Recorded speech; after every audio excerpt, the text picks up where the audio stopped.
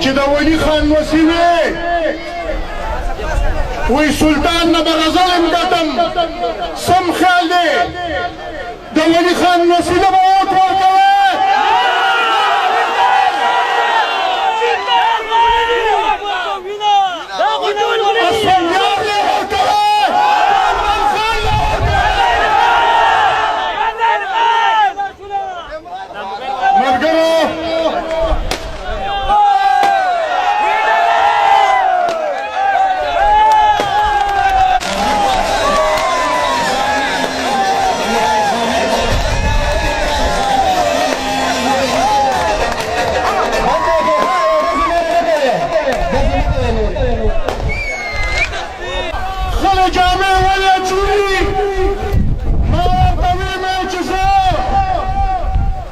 الله تګرانه نه ده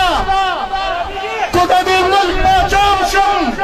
زه یم ټول نالت په هغه مسلې باندې دي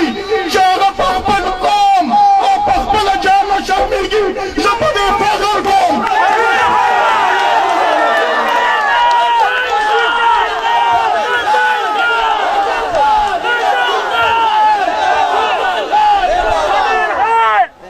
ملګرو د موسم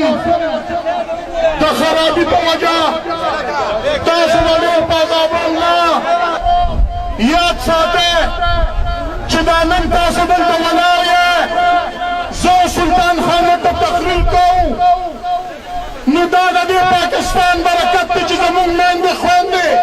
په خپل کچه کورونو کې په کچه دیوالۍ کې په حیا کې ناستې دي دا د دې پاکستان برکت دی دا تاسو چې په اویا کاله ادبار وکړو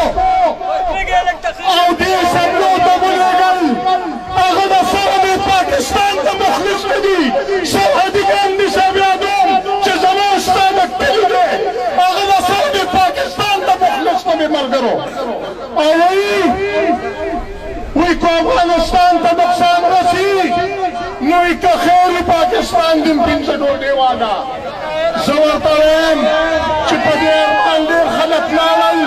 ډېر به نام شي خو انشاءالله دا پاکستان به وي یم او وایي بیا به میم زه ورته وایم چې زه منم نه پاکستاني وي نه یې نه به شي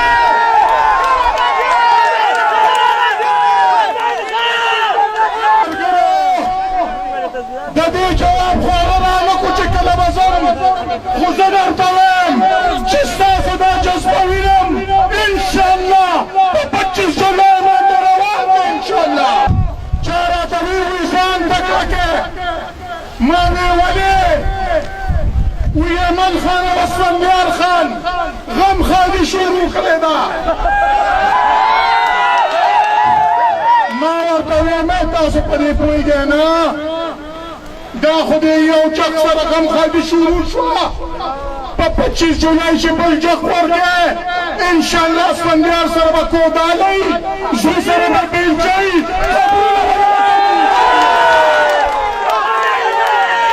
په اختر کې په دویمه ورځ په شیخ اباد کې په میره کې یو پروګرام و هغه ځان له یو سیلاب و دا نن بیا یو سیلاب دی دوی پښتون ته ګوره وایي په وجه خلک راغونډ کړي دي بې خونده سړیه ته د پښتنو د مشرۍ خبرې کوې تا ته داسې ښکاري چې دا پښتانه په ډوډۍ پسې ګرځي ډوډۍ خلاص خو دی دې ډوډۍ خلاص ته وایم چې هلته خو اختر د اختر پروګرام و نن خو ډوډۍ نشته دا خلک بیا ځنې راغلي دي دا دې نه راغلي دي چې همدا صوبه